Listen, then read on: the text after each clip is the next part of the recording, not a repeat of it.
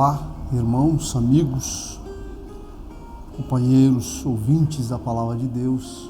Quero, nessa manhã, os cumprimentar com a gloriosa paz de nosso Senhor Jesus Cristo. Louvamos a Deus por ter nos concedido mais a oportunidade de estarmos juntos para adorar, para estudarmos Sua Palavra nessa manhã, onde iremos estudar, meditar, mais uma vez, nesta lição maravilhosa da Palavra de Deus.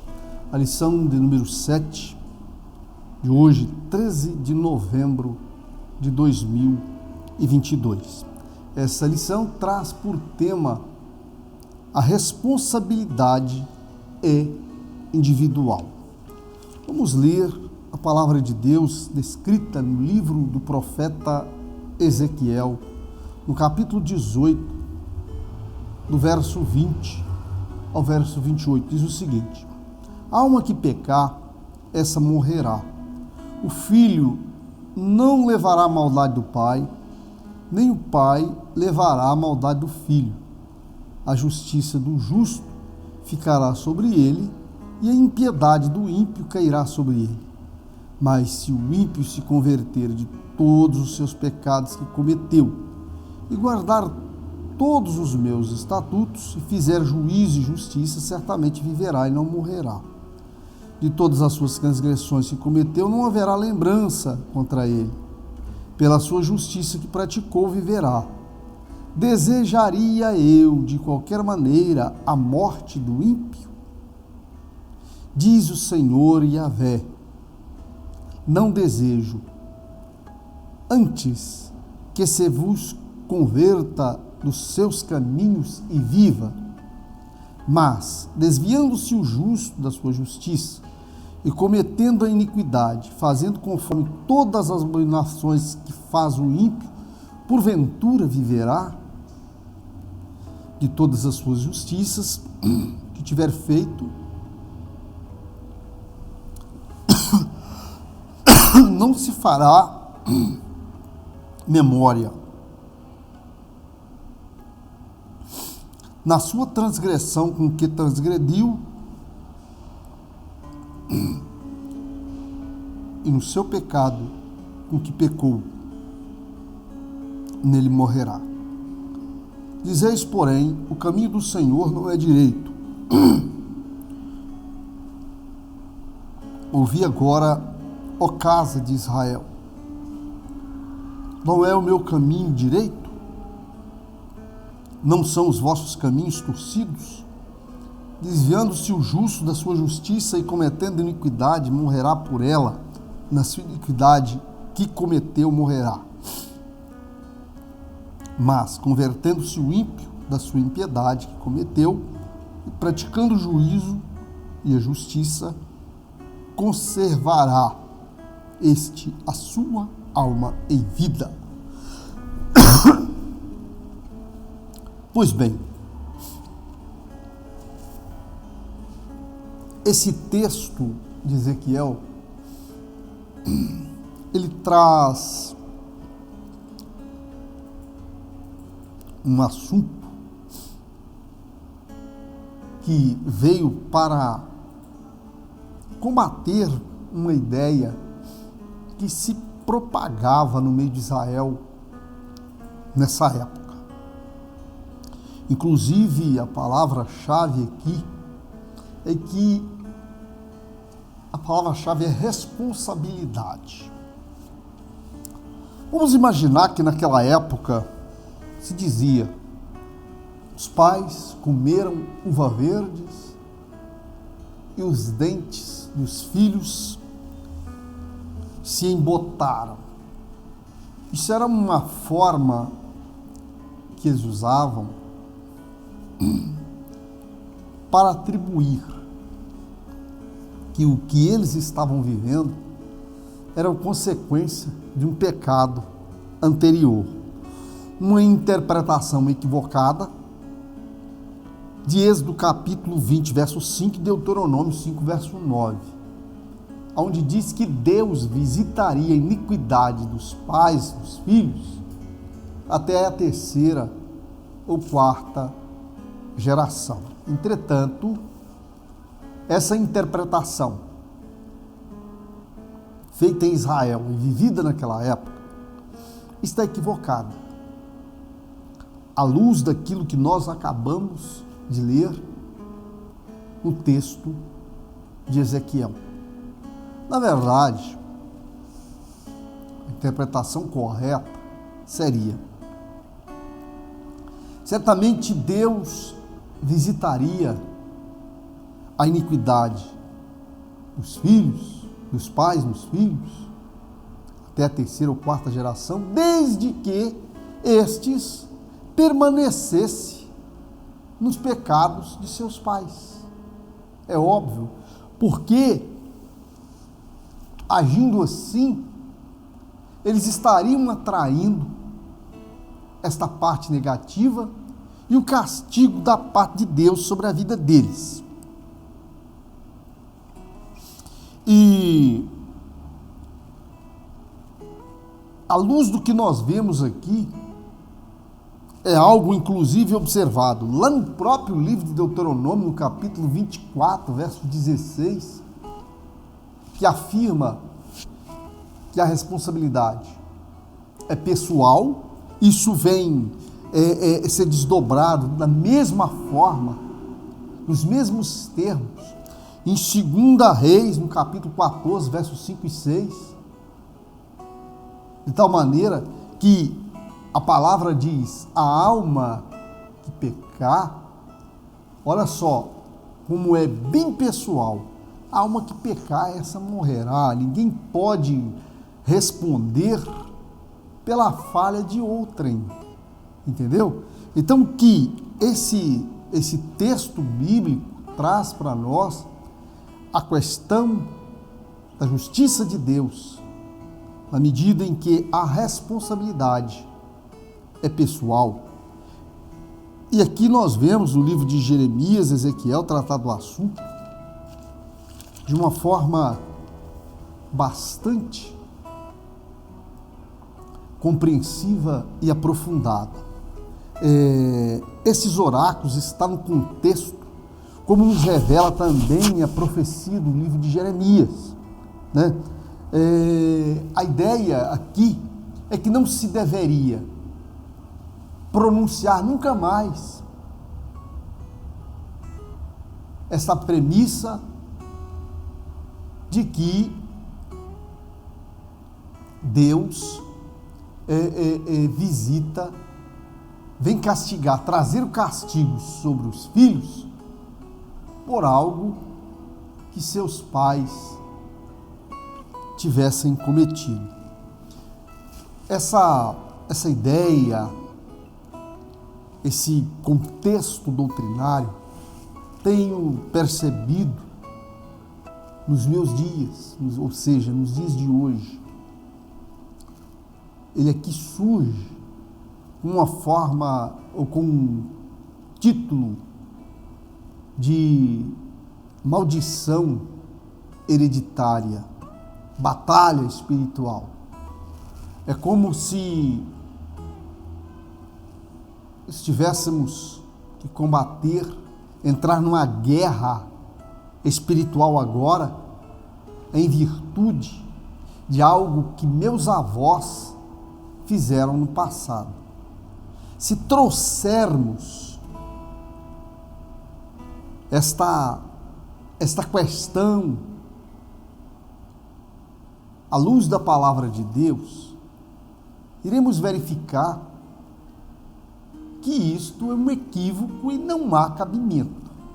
Porque as Escrituras diz que quando nós nos encontramos com Cristo, através da fé, da obediência à sua palavra, diz as Escrituras que as coisas velhas se passaram e eis que tudo se fez novo. Ora, se as coisas velhas se passaram, a Bíblia diz que Deus não lembrará mais das nossas iniquidades. Aquilo que eu fiz de errado e me arrependi, Deus me perdoou, ele esqueceu. Como que teria lugar para se cobrar novamente aquilo que foi perdoado e foi para um mar do esquecimento? Então, essa ideia, esse conceito de batalha espiritual, de maldição hereditária, não cabe dentro desse princípio da palavra de Deus, correto? O que foi ensinado, o que as pessoas aprenderam para se chegar nesse ponto é uma forma equivocada. Inclusive, como pensava Israel nos dias de Ezequiel, quando acreditavam piamente que os seus problemas, as suas lutas, o fato de estar lá sob o jugo da Babilônia é uma consequência que Deus estaria cobrando algo relacionado aos seus antepassados. E obviamente estaríamos vendo aqui, dentro do campo da responsabilidade, se isto fosse dessa forma, que eles estariam sendo responsabilizados por algo que não foi eles que deram causa. Entretanto, mais uma vez, volto a afirmar que a responsabilidade pessoal, dentro desse campo da responsabilidade pessoal e dessa ideia que se levanta na forma de um questionamento, que também, na verdade, uma forma até mesmo de se levantar contra Deus, que é, por sua vez, uma interpretação equivocada, uma prova da falta de conhecimento. Dentro dessa visão se vê alguém que não conhece Deus, não consegue sequer imaginar como Ele é, porque estamos falando, evidentemente, de um Deus de amor, um Deus que perdoa, um Deus cuja vontade é salvar os homens. Aliás, veja só o que Ele fez, trabalhou com isso desde o princípio, e aquilo que Ele mesmo se submeteu como uma forma de despojar-se da sua própria glória para vencer por nós, em nosso lugar, dando-nos a oportunidade de arrependimento e reencontro com Ele, é uma demonstração clara, inquestionável do seu amor. Portanto, há uma esperança para o pecador. Se estamos falando do pecado e a responsabilização, que é por sua vez um castigo, a morte, que é também a separação de Deus, a esperança que existe, o que nós vemos aqui dentro dos textos que nós acabamos de ler, é que a vontade de Deus é que nenhum ser humano se perca. Quando as Escrituras diz que Ele veio para os que eram seus, e os seus não o receberam, mas todos quantos que receberam Deus e o poder de serem feitos filhos de Deus, isso é uma sincronia com a palavra que diz que Ele amou o mundo de tal maneira que deu seu Filho unigênito, aí vem mais uma vez a expressão todos, para que todos aqueles que nele creiam não pereça em consequência dos seus pecados, mas recebam o perdão e tenham, por conseguinte, a vida eterna. Portanto, a vontade de Deus é que todos os homens se salvem, encontre a salvação. Ezequiel afirma de maneira direta, reiterando diversas vezes, por exemplo, claros, essas ilustrações. A vontade de Deus é a salvação de todos. A vontade de Deus é a salvação de todos. E aí é hora de refutar esse pensamento. Refutar esse pensamento que se estavam na Babilônia, seja Israel, seja Judá, padecendo naquele castigo fosse uma consequência de um pecado dos seus antepassados. Mas é óbvio que ali eles estavam sofrendo uma consequência dos seus próprios erros, não é mesmo?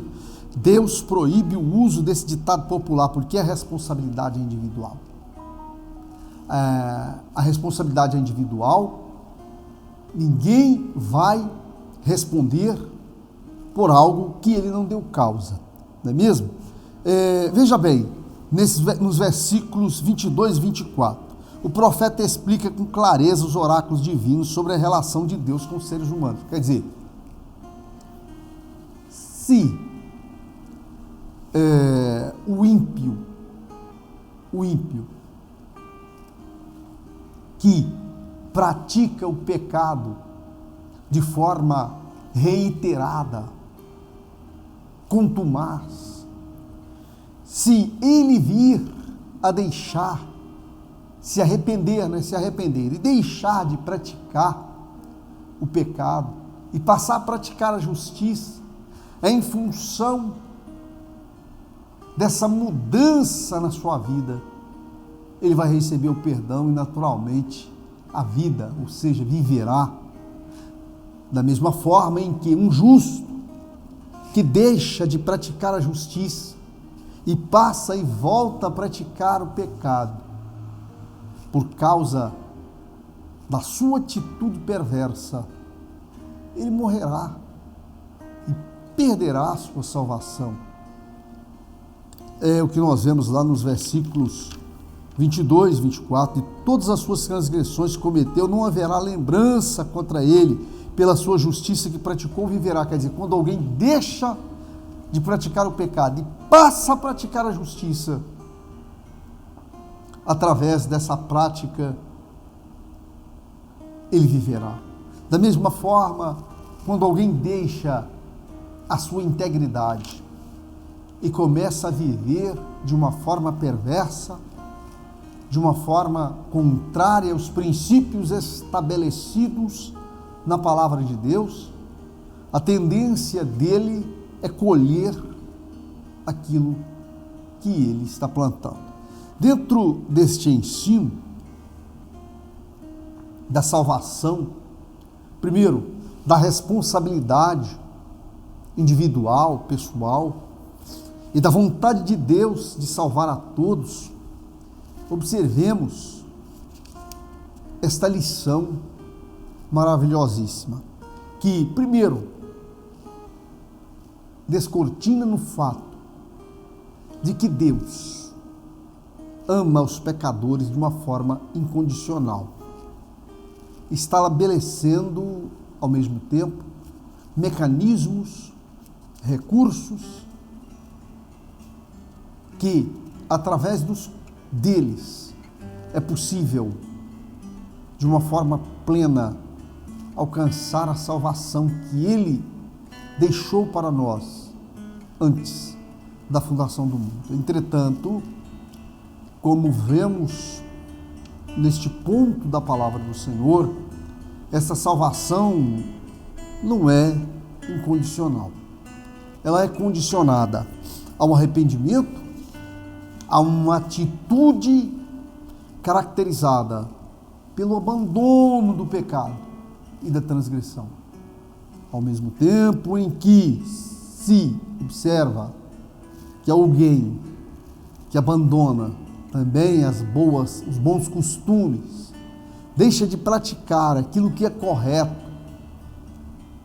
e aprovado diante de Deus, recebe uma sentença ruim em virtude das suas ações maléficas. Pois bem, sobre a reação de Israel, uma pergunta retórica, né?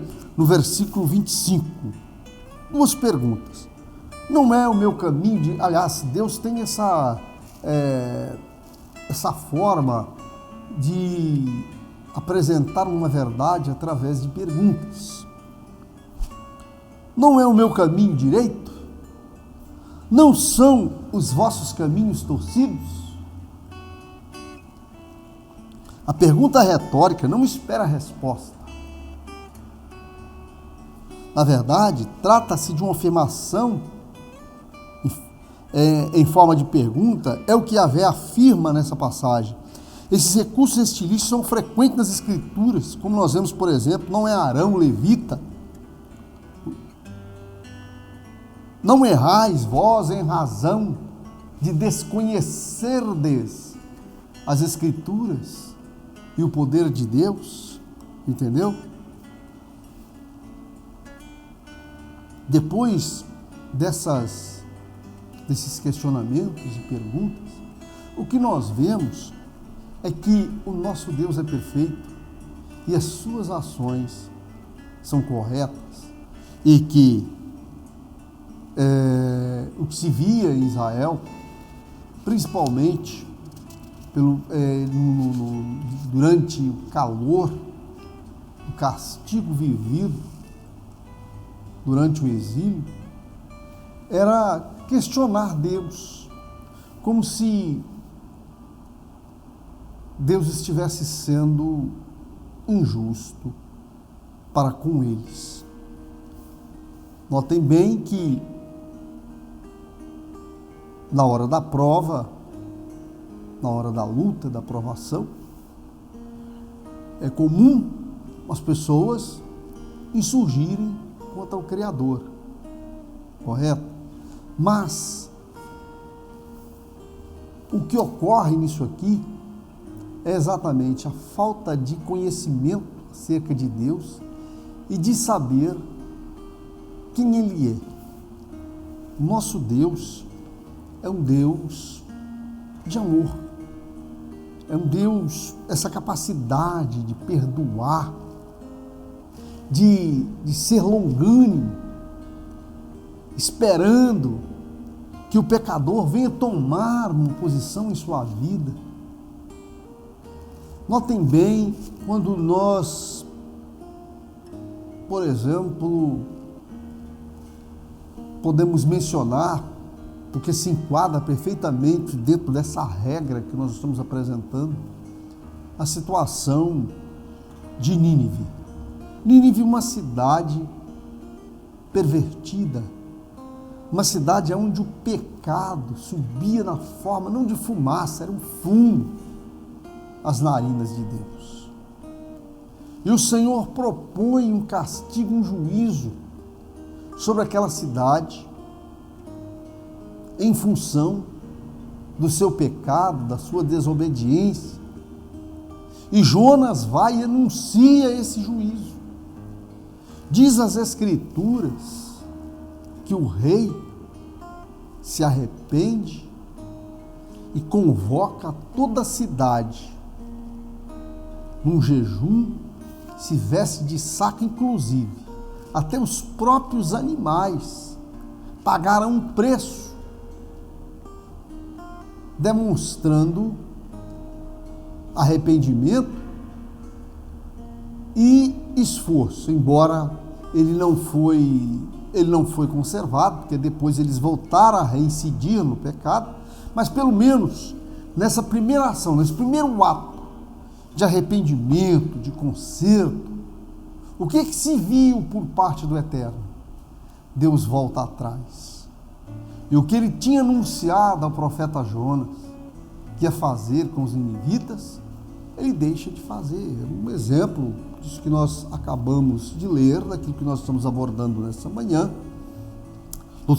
dentro do campo das responsabilidades pessoais, e que alguém que está trilhando por um caminho tortuoso e réprobo aos olhos de Deus, de repente, ao ser questionado, exortado, ele muda a sua rota e, por conseguinte, é alcançado pela misericórdia e pelo perdão, né?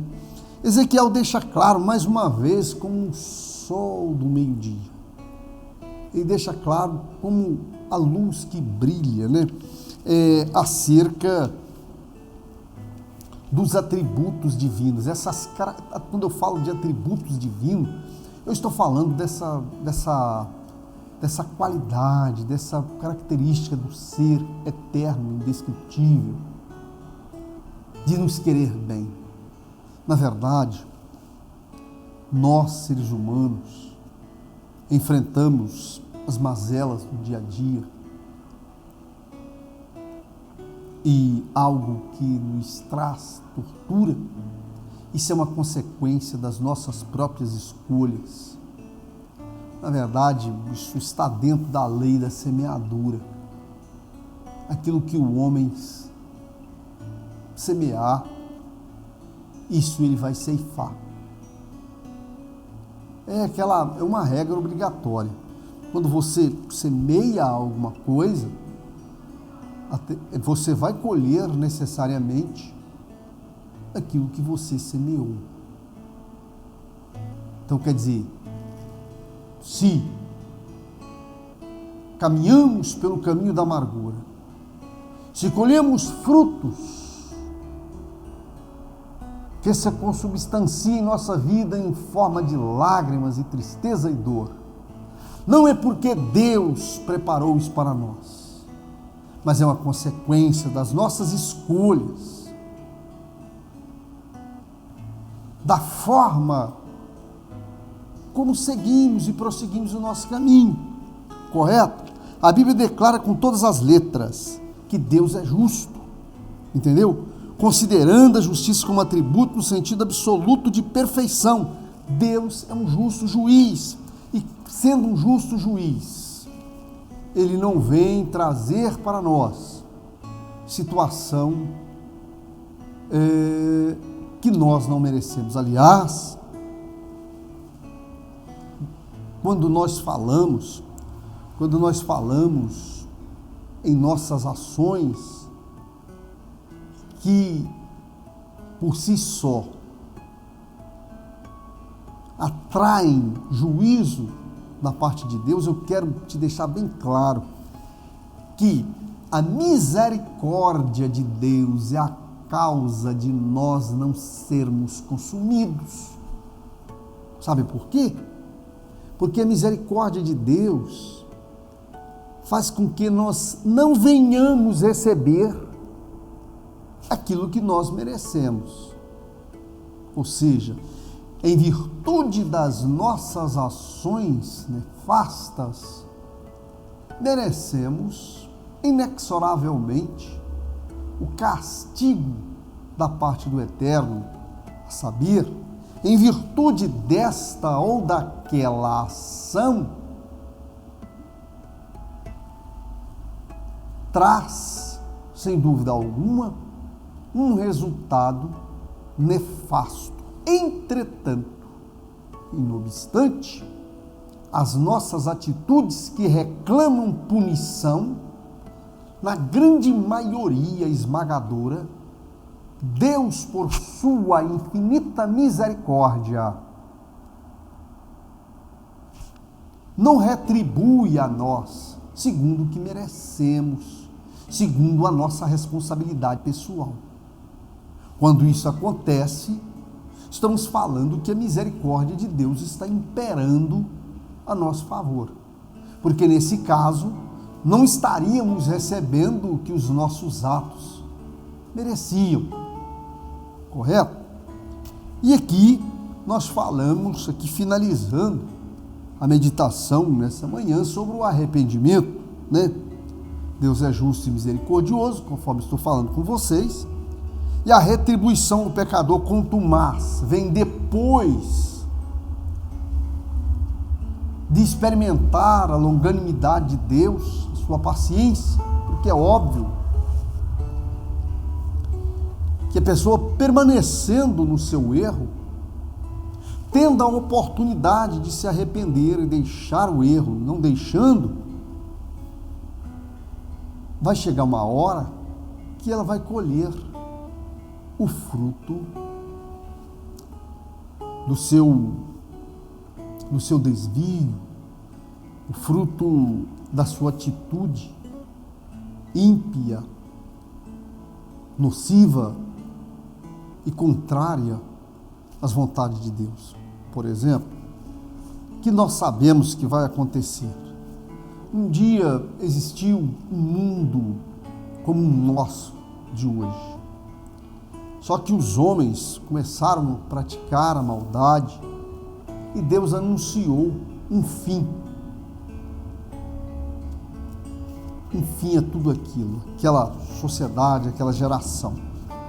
Na época, Deus anunciou o final daquela geração através do patriarca Noé.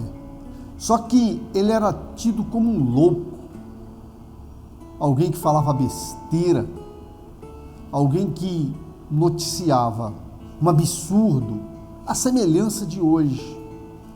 Hoje, quando nós noticiamos que Deus vai passar esse mundo a limpo, somos tidos como loucos, aliás, reprovados por todos. Ultimamente, essa é a verdade. Somos reprovados porque o que nós estamos falando não é a verdade.